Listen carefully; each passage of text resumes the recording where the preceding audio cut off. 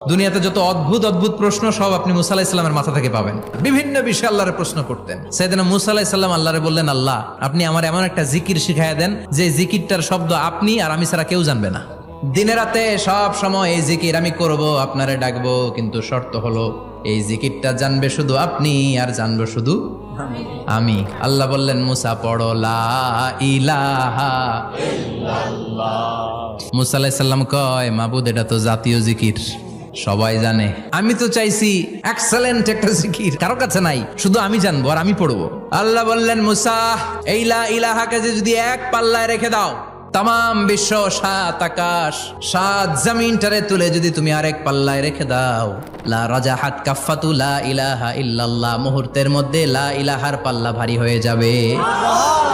ও মুসা, তুমি যতই এক্সক্লুসিভ জিকির চাও, লা ইলাহার চেয়ে দামি জিকির আমার কাছে নাই।